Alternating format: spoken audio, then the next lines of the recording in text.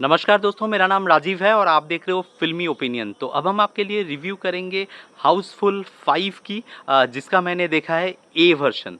मतलब यहाँ पे आप जानते हो कि हाउसफुल 5 ए एंड बी दोनों रिलीज़ एक साथ किया गया है। लेकिन मैंने एक देखने के बाद मतलब ए देखने के बाद मैंने डिसाइड किया भाई बी अगर मैं नहीं भी देखूँ तो मुझे चलेगा, लेकिन मैं ये 2 घंटा 45 मिनट का जो टॉर्चर है मैं इसको और सह नहीं सकता हूँ। दोस्तों क्लाइमेक्स अभी देखने का अगर मौका मिलेगा ओटीटी में तो मैं बी का क्लाइमेक्स देख लूँगा, लेकिन मैं पूरा फ़िल्म दोबारा नहीं देखने वाला हूँ। दोस्तों ए लेके ही बात करेंगे। अगर आपने इसको देखी है तो आप रिलेट कर पाओगे कि कितना टॉर्चर्ड आप इस मतलब फ़िल्म को देखते हुए हॉल के अंदर में हुए थे।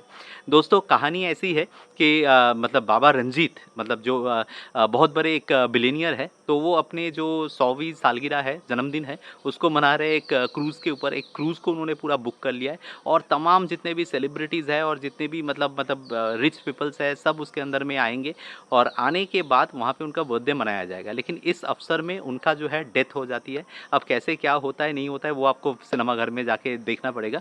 लेकिन वहाँ पे उसका जो वारिस है, वहाँ पे 3-3 वारिस जो है वो टपक पड़ते हैं, जिस किरदार को यहाँ पे अक्षय कुमार मतलब हमारे अभिषेक बच्चन और साथ में रितेश देशमुख प्ले कर रहे हैं। अब ये तीनों आने के बाद वहाँ पे बोर्ड ऑफ डायरेक्टर्स जो है फरदीन खान है, चित्रांगदा सिंह है, सारे इतने जो भी लोग हैं यहाँ पे श्रेयस तलपदे है, तो ये लोग जो है कैसे इनको रिकॉग्नाइज़ करते हैं या फिर नहीं कर पाते, यही लेके सारी चीज़ें जो है दिखाई गई है दोस्तों। तो इसी का नाम ही है हाउसफुल 5।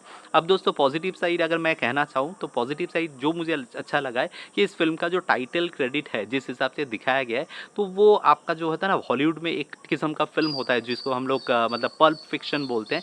तो वो मतलब टाइप की जो मतलब उनकी जो कास्ट मतलब मान लीजिए उनका कास्टिंग या फिर मान लीजिए टाइटल कार्ड जिस हिसाब से दिखाया जाता है, तो यहाँ पे भी वैसा ही एक प्रोसेस जो है फॉलो किया गया है, जहाँ पे एक डेथ हो जाती है और डेथ होने के बाद एक खून के छींटे जो है वो जाके डायरेक्टली लगते हैं कांच के ऊपर, वही बन के हाउसफुल बनता है और वो जो जिसका जो डेथ हो जाता है वो अपना हाथ जो है ऐसे कांच के ऊपर मारता है, वहाँ पे 5 बनता है। तो मुझे काफ़ी इंटरेस्टिंग और बहुत ही बढ़िया लगा है वो देखने के लिए, बहुत ही अच्छा है। और जो मतलब आप बोल सकते हो वीएफएक्स या फिर मान लीजिए एआई के मतलब हेल्प से जो टाइटल क्रेडिट वाला सीन है, जो एकदम लॉन्ग शॉट होते जो वो क्रूज़ है उसकी मतलब उसकी खिड़की से जो है कैमरा अंदर जाती है, वो सीन बहुत अच्छा लगता है। वही सेम सीन जो है वो हाफ टाइम के बाद भी सेम तरीके से उसको शुरू की गई है। तो ये अप्रोचेस जो है मुझे काफ़ी फ्रेश और इनोवेटिव लगा। और दो चीज़ मैं कहना चाहूँगा कि इस पर्टिकुलर फ़िल्म के अंदर में बहुत सारे ऐसे मौके हैं जो आपको डेफ़िनेटली हँसाएगी। ऐसा नहीं है कि वो क्रिंज कॉमेडी है, फिर भी आपको हँसी आएगी because of the dual meaning dialogues और because of the delivery of the मतलब आप बोल सकते हो कि the delivery of the dialogues, जिसमें Akshay Kumar is definitely number 1। बहुत बढ़िया उन्होंने काम किया। उनका जो डायलॉग डिलीवरी कॉमेडी सीन में स्पेशली है, वो बहुत अच्छे तरीके से है। और कुछ-कुछ ऐसे भी डायलॉग्स हैं जो इसको एक टेम्पलेट के जैसा यूज़ किया गया है। बहुत बार वो रिपीट होके आएगी आपको और वो सुनने में आपको मज़ा लगेगा। वो मतलब आपको हँसाएगा, ठीक है? तो मतलब ऐसा बहुत सारी चीज़ें मैं ज़्यादा डिटेल्स में नहीं जा रहा हूँ क्योंकि आप फ़िल्म देखने वाले हो, देखने से आपको पता चलेगा। तो वो डायलॉग से रिपीट वैल्यू काफ़ी अच्छी आपको मिलती है। साथ ही में मैं कहना चाहूँगा कि इस पर्टिकुलर फ़िल्म के अंदर में मुझे नाना पाटेकर का काम जो है वो बढ़िया लगा है। नाना पाटेकर ने अच्छा काम किया, वो ओवर द टॉप नहीं दिखे like all the other actors. तो बहुत सारे और भी अच्छे कलाकार थे, लेकिन सभी लोगों ने बहुत ज़्यादा ओवर द टॉप करने की कोशिश की है, जो मुझे एज ए परफॉर्मेंस अच्छा नहीं लगा है, सिर्फ except the comedy part of the Akshay Kumar. और एक चीज़ मैं कहना चाहूँगा कि इस फिल्म के अंदर में ना आपको कॉमेडी के नाम से जो चीज़ें दिखाई जाएगी ना, वो सारे सिचुएशनल कॉमेडी नहीं है, वो सारे आपका बोल सकते हो आपका स्लैपस्टिक कॉमेडी है, जहाँ पे आपको एक मौका एक सिचुएशन बनाया जाएगा और एक्टर्स अपने परफॉर्मेंस से जो है आपको हंसाने की कोशिश करेंगे। फॉर एग्जांपल गरम तवा के ऊपर कोई अगर बैठ जाए तो आपको ऐसे ही हंसी आएगी उसकी रिएक्शंस देख के। तो यहाँ पे क्या है, जॉनी लीवर जो है उसके ऊपर बैठ जाते हैं या फिर फ्रिज के अंदर में उनको डाल दिया जाता है। जब वो निकलते हैं उनका पूरा बदन में बर्फ़ लगा हुआ है, वो देख के आपको हंसी आएगी। लेकिन कोई ऐसा मौका नहीं बनता है, ऐसा सिचुएशन नहीं मतलब क्रिएट नहीं होता है जहाँ से आप ऑटोमेटिकली हंस पड़े। आपको हंसाने के लिए मतलब ऐसे ऐसे बोला जाता है ना, गुदगुदा दे के आपको हंसाना, तो यहाँ पे वही अप्रोच जो है जो डायरेक्टर ने अप्रोच यहाँ पे ली है।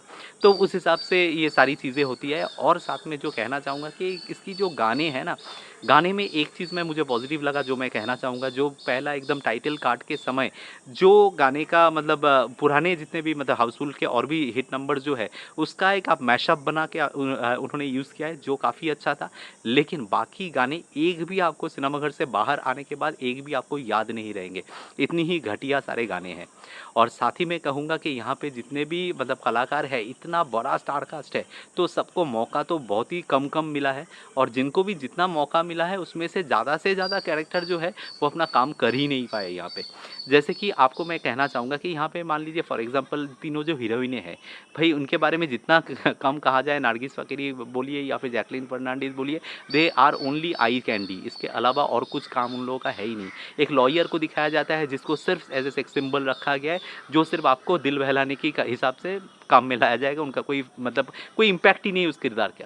हाँ, जो मुझे लगता है कि आखिरी पास्ता जो कैरेक्टर है, जो हाउसफुल में काफ़ी एक इम्पोर्टेंट कैरेक्टर था, जो मतलब पिछले फ़िल्मों में फ्रैंचाइज़ की बहुत बड़ा हिस्सा हुआ करते थे, उस चंकी पांडे को इस फ़िल्म के अंदर में काफ़ी कम यूज़ किया गया है और इसके चलते जो है वो मोमेंट ऑफ मतलब लाफ्टर जो बनता है आखिरी पास्ता के लिए, वो यहाँ पे बन ही नहीं पाया। जॉनी लीवर का भी मैं कहूँगा कि उनको सिचुएशनल कॉमेडी ऐसा मिला नहीं, स्लैपस्टिक कॉमेडी करते हुए, वो भी थोड़ा क्रिंजी दिखे इस फ़िल्म के अंदर में।